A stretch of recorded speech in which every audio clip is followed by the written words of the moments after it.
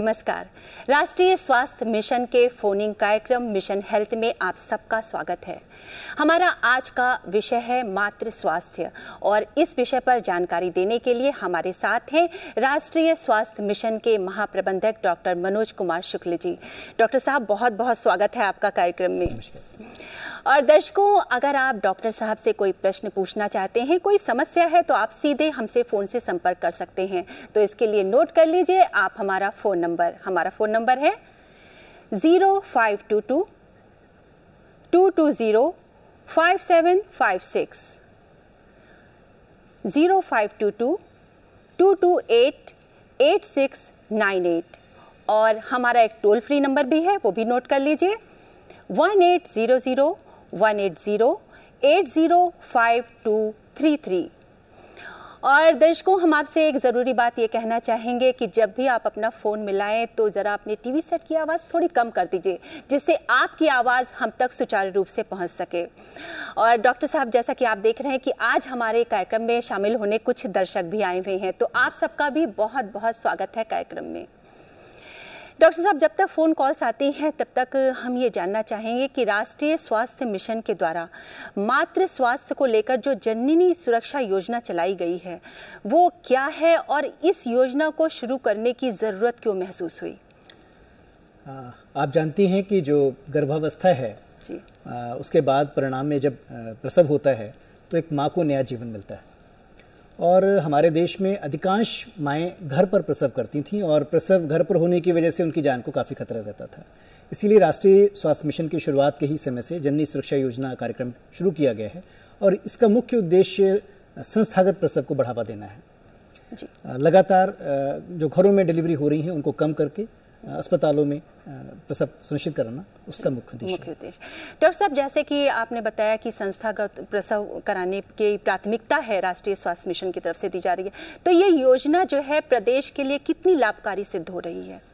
एक बहुत ही लाभकारी योजना है और इस योजना में जब राष्ट्रीय स्वास्थ्य मिशन शुरू हुआ था तो मात्र 1.5 लाख प्रसव उत्तर प्रदेश में अस्पतालों में हुआ करते थे जी। और अगर मैं पिछले साल की आपको संख्या बताऊं तो ये 24,90,000 है।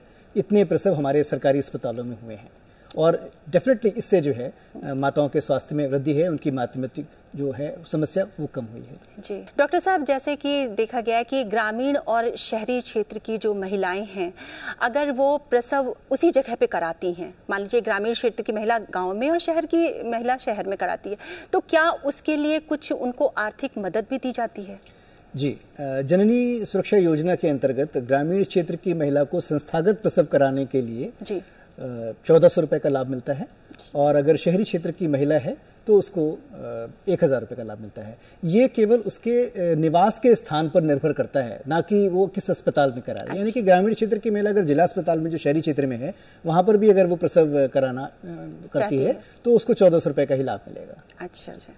और डॉक्टर साहब, जैसे कोई वर्ग विशेष की या जिनकी आर्थिक स्थिति जिन महिलाओं की नहीं सही है, तो उनके लिए भी राष्ट्रीय स्वास्थ्य मिशन की तरफ से कुछ योजनाएं चलाई गई हैं? वर्ग विशेष को बिल्कुल सेपरेट नहीं किया गया है।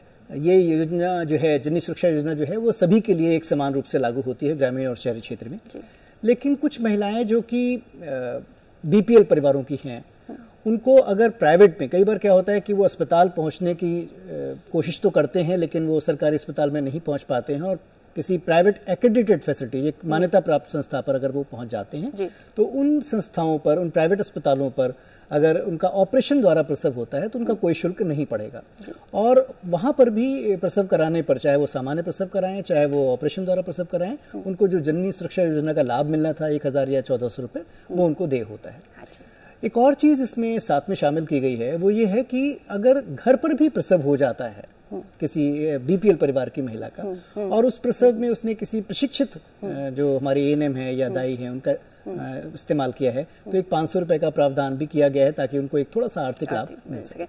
जैसे आप बता रहे थे कि कहीं भी प्रसव कराने पे, चाहे वो ऑपरेशन के द्वारा कराया जाए या सामान्य प्रसव हो, 1400 रुपये का लाभ मिलता है। तो इसके लिए ये निर्धारित नहीं है कि कोई वर्ग विशेष की महिला हो या आर्थिक रूप से बहुत ज़्यादा पिछड़े हैं तो उनको कुछ अतिरिक्त लाभ मिलेगा, ऐसी कोई योजना नहीं। सभी को एक समान लाभ है, इसमें कोई अतिरिक्त लाभ की बात नहीं है। एक नई योजना जो पहली बार महिलाएं गर्भवती प्रगति हुई है। माननीय प्रधानमंत्री जी की प्रेरणा से एक नई योजना शुरू हुई है, मातृ वंदना योजना। उसमें यदि कोई महिला जो है वो पहली बार गर्भावस्था में आती है तो उसको कुल 5,000 रुपये का लाभ अतिरिक्त मिलता है। ये जो JSY का लाभ है 1,400 रुपये और 1,000 रुपये उसके अतिरिक्त है। इसमें पहला लाभ है उसके पंजीकरण कराने का। जितनी जल्दी वो अपना पंजीकरण करा लेती है तो उसको हम 1,000 रुपये का लाभ देते हैं। उसके बाद उसने अगर अपना प्रथम जो ANC जांच होती है वो 6 महीने के भीतर एक समय में करा ली है तो उसके लिए 2,000 रुपये का लाभ मिलता है। उसके बाद जब संस्थागत प्रसव उसका हो जाता है और बच्चे का वो अपना जन्म का पंजीकरण करा लेती हैं और पहले टीके जो 6 सप्ताह की अवधि पर लगते हैं उनको लगवा लेती हैं तो 2,000 रुपये का और लाभ होता है। तो इस तरह से कुल 5,000 रुपये की उनको एक मुश्त धनराशि मिलती है। ये JSY के जो धनराशि है उसके अतिरिक्त है। तो डॉक्टर साहब, ये प्रसव के उपरांत मिलती है कि गर्भधारण के जब रजिस्ट्रेशन कराने जाती है तो उस समय मिलता है ये? अब कोई भी कैश पेमेंट्स नहीं होते हैं। जी। अब सारे पेमेंट्स डायरेक्टली बैंक ट्रांसफर्स में होते हैं। और जैसे मैंने बताया कि मातृ वंदना योजना के अंतर्गत जो भुगतान होने हैं वो सब उनको 3 अलग अलग स्टेजेस में, early registration, early ANC checkup और उसके बाद birth registration and first vaccination, तब उसको वो लाभ 1,000, 2,000 और 2,000 का कुल 5,000 का मिलता है।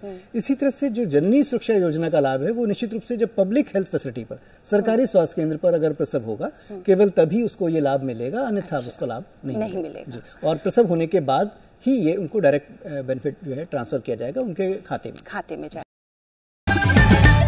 डॉक्टर साहब, जैसे संस्थागत प्रसव कराने में आशा कार्यकर्ती जो होती हैं इनकी एक बहुत महत्वपूर्ण भूमिका होती है, तो क्या इनको भी प्रोत्साहित करने के लिए कुछ धनराशि दी जाती है? जी, ये बहुत ही आपने अच्छा सवाल पूछा। हमारी जो आशा कार्यकर्तियां हैं उन्हीं की प्रेरणा से तमाम सारी जो गर्भवती महिलाएं हैं वो अस्पतालों में मोटिवेट होकर आ रही हैं और हमारी सुविधाओं का लाभ उठा रही हैं। तो उनके लिए भी इसमें एक व्यवस्था है। उनको शहरी क्षेत्र में 400 रुपये कुल प्रावधान है और ग्रामीण क्षेत्र में 600 रुपये का प्रावधान है। ये भी दो। गौरी जी का एक बार फिर से फोन आ रहा है, ऐसा ना हो कि वो हमसे बात न कर पाए। हेलो।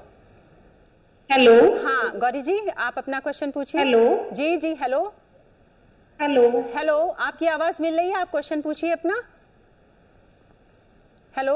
मैं गौरी बात कर रही हूँ मऊ से। मैं डॉक्टर साहब से ये पूछना चाह रही थी कि जो सरकारी अस्पताल होता है तो क्या वहाँ पे प्रसव से जुड़ी हुई जो सारी जांचें जो हैं वो सब मुफ्त में होती हैं या उसके लिए भी हमें वहाँ पे फीस देनी होती है? गौरी जी, सरकारी अस्पतालों में जितनी भी सेवाएं दी जा रही हैं गर्भवती महिला को, चाहे वो प्रसव पूर्व जांच की बात हो, चाहे वो प्रसव की बात हो, प्रसव में सामान्य हो या ऑपरेशन का प्रसव हो, या इसके बाद प्रसव पश्चात भी अगर कोई भी देखभाल करनी है, कोई भी जांच करनी है या उपचार करना है, ये सारी सेवाएं मुफ्त हैं। कोई भी शुल्क जो है इसमें दे नहीं है। यहाँ तक कि मैं अवगत कराना चाहूँगा कि 1 रुपये का पर्चा जो आमतौर से जब हम अस्पताल जाते हैं तो बनता है, तो गर्भावस्था में जो महिलाएं जाती हैं उनको वो 1 रुपये का पर्चा भी सरकार की तरफ से मुफ्त कर दिया गया है। तो इस तरह से उनको एक भी पैसा निःशुल्क है, पूरी तरह से निःशुल्क है सारी सेवाएं। जी गौरी जी, आपको आपके प्रश्न का उत्तर मिल गया होगा। फोन करने के लिए आपको बहुत बहुत धन्यवाद। और डॉक्टर साहब, हम बात कर रहे थे आशा बहुओं के प्रोत्साहन राशि के बारे में।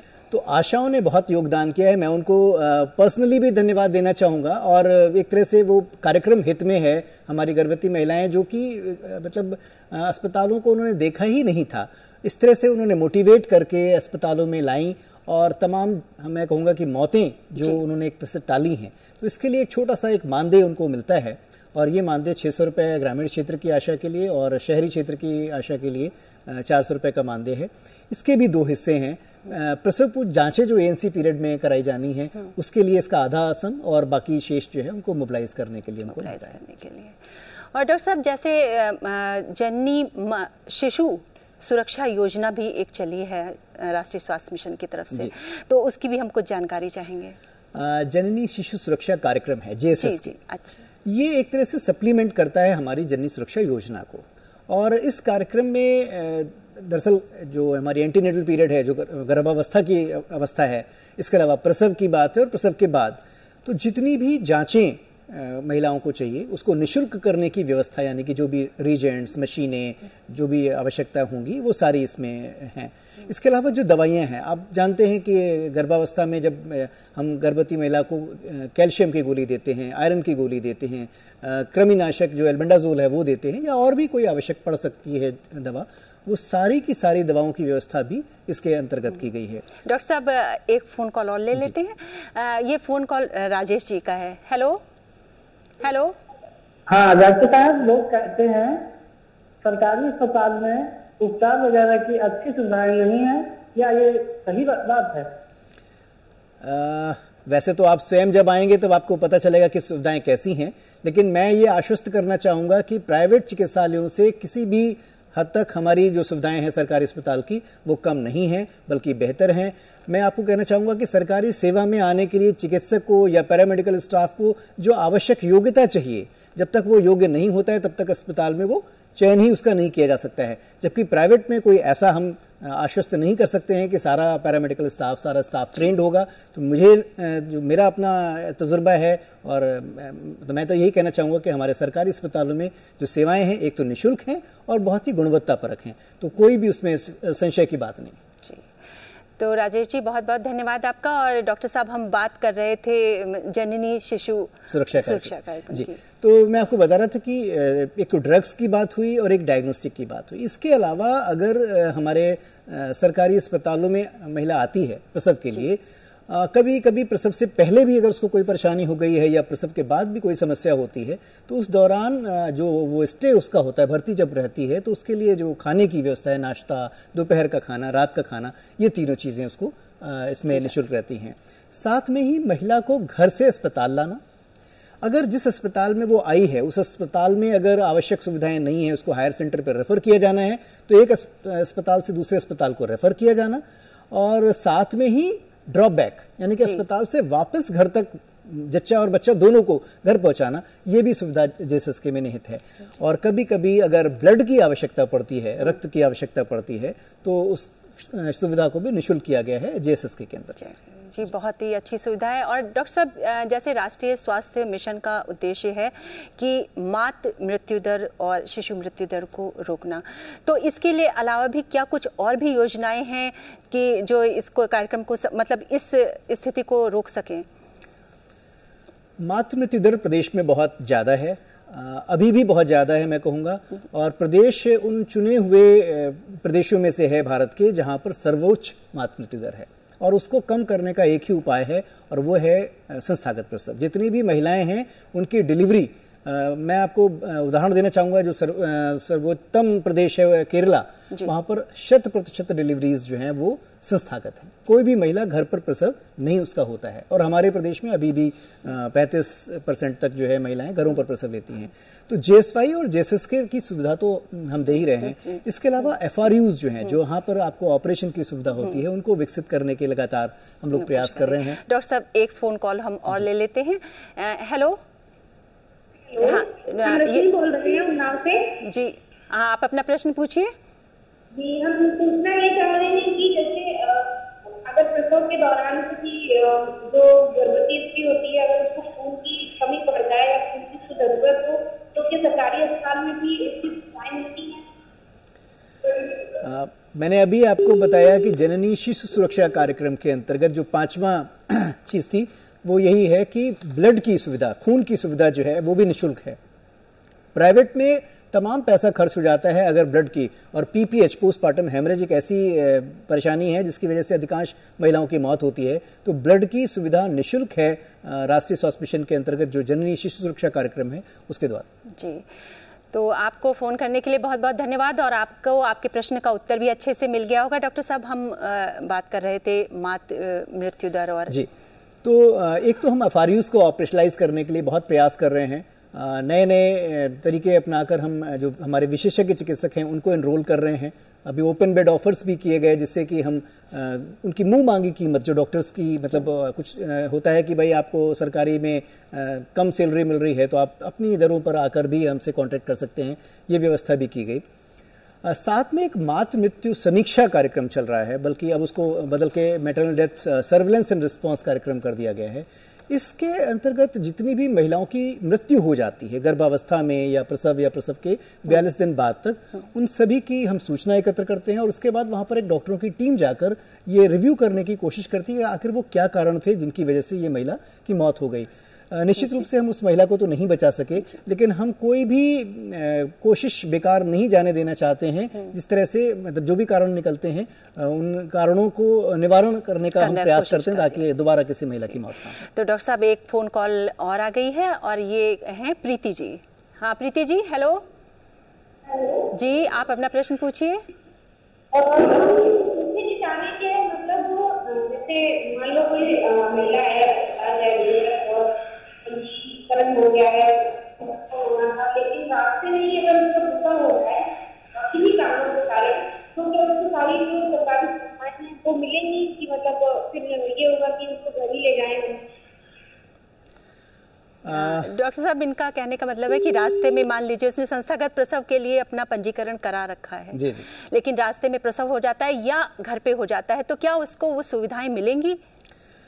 आपका सवाल जो है वो कुछ शायद इस तरह से आप जानना चाह रहे हैं कि क्या जेएसवाई का लाभ मिलेगा कि नहीं मिलेगा। तो जेएसवाई का आर्थिक लाभ तो केवल तब मिलेगा जो जननी सुरक्षा योजना है जब संस्थागत प्रसव होगा, और वो भी हमारी सरकारी फैसिलिटी पर।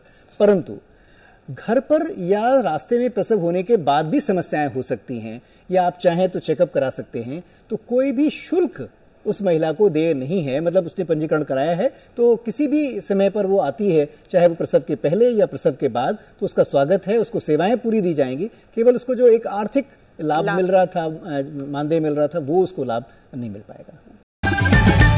डॉक्टर साहब ये जानना चाहेंगे कि अक्सर गर्भवती महिलाओं को गर्भ के समय जो मधुमेह की समस्या हो जाती है, तो उसकी पहचान कैसे होती है और उसके लिए क्या उपाय हैं, किस तरह का इलाज किया जाता है? जी, मधुमेह डायबिटीज़ है जो शुगर की बीमारी होती है, और गर्भावस्था एक तरह की एक ऐसी अवस्था है जिसमें ज़्यादा संभावनाएं हैं कि गर्भावस्था में मधुमेह हो जाए। गर्भवती महिलाओं में 10% महिलाओं में मधुमेह की समस्या रहती है। अभी तक केवल जिला अस्पताल हुआ करते थे, वहाँ पर ही ये सुविधा थी। इस वित्तीय वर्ष से 2017-18 से हम लोगों ने जो है प्रदेश के जो 18 मंडलीय मुख्यालय जनपद हैं, लखनऊ, कानपुर, झांसी, गोरखपुर, इस तरह से मंडलीय मुख्यालय जनपदों में जो ग्रामीण क्षेत्र में VHND सत्र, हमारे जो बुधवार और शनिवार को ANM का सत्र आयोजित करती है, वहाँ पर भी इसकी व्यवस्था कर दी है कि ANM के द्वारा हमारी जो गर्भवती महिलाएं आ रही हैं उनकी जांच करी जाएगी। और इसमें बहुत छोटी सी जांच है, 75 ग्राम का ग्लूकोज का एक पैकेट उनको कहा जाता है कि एक बार पी लें, और उसके बाद उनके पास ग्लूकोमीटर्स हैं, ग्लूकोमीटर से उसको चेक करती हैं और ये बता देती हैं कि आप जो है वो डायबिटिक हैं या नहीं हैं। डॉक्टर साहब एक फ़ोन कॉल और ले लेते हैं, ये सुधा सिंह जी का फ़ोन है। हेलो हेलो, हाँ डॉक्टर साहब नमस्ते, हमारा नाम सुधा सिंह है। नमस्कार। और हम पूछे जी चाह रहे हैं कि जैसे आजकल हम जैसे दवाई लेने जाते हैं सरकारी अस्पताल में या प्राइवेट अस्पताल में, तो एक PPP के बारे में सुनते हैं, तो हम आपसे जी जानना चाह रहे हैं कि ये PPP क्या होता है? PPP के बारे में ये जानना चाह रहे हैं। अच्छा, PPP ये पब्लिक प्राइवेट पार्टनरशिप की बात हो रही है कि आजकल हम लोग लगातार प्रयास कर रहे हैं कि जो सुविधाएं हम सरकारी क्षेत्र में कई बार नहीं दे पाते हैं उनको हम किसी प्राइवेट स्थान पर भी जो है आपकी सुविधाएं निःशुल्क उपलब्ध करा सकें। तो PPP मोड के अंतर्गत हमने मातृ स्वास्थ्य में 2-3 चीज़ें की हैं। जैसे कि कुछ हमारे जो प्राइवेट अस्पताल हैं वो एक्रेडिटेड हैं, मान्यता प्राप्त हैं। उन मान्यता प्राप्त अस्पतालों में अगर BPL, मैंने पहले भी बताया था कि अगर BPL कोई लाभार्थी है और उस BPL लाभार्थी का प्रसव होता है तो उसको JSY का लाभ जो 1400 रुपये या 1000 मिल रहा था वो यथावत मिलता रहेगा। इसके अलावा अगर ऑपरेशन की नौबत आ जाती है तो उस ऑपरेशन की स्थिति में उसको कोई भी शुल्क नहीं देना पड़ेगा। हम तो प्रयास ये करते हैं कि वो हमारे अस्पतालों में आए, लेकिन यदि वो नहीं पहुंच पाए और उस मान्यता प्राप्त संस्था में पहुंचते हैं तो ऑपरेशन द्वारा जो संस्थागत प्रसव होगा उसका पूरा खर्चा सरकार बेयर करती, बर्दाश्त करती है, और उस लाभार्थी को, BPL लाभार्थी को कोई पैसा नहीं देना पड़ता है। प्रधानमंत्री सुरक्षित मातृत्व अभियान में कुछ जगहों पर अल्ट्रासाउंड की सुविधा, यानी कि 67 जिलों के 100 स्वास्थ्य केंद्रों पर हमने PPP मोड पर अल्ट्रासाउंड की सुविधा और दी है। तो वो सुविधा भी एक तरह से हमारी ANC की जो सेवाएं हैं उसको लाभ पहुंचाती है PPP मोड के। जी, तो डॉक्टर साहब आपने बहुत ही अच्छी जानकारी हमारे दर्शकों को दी, और अब चलते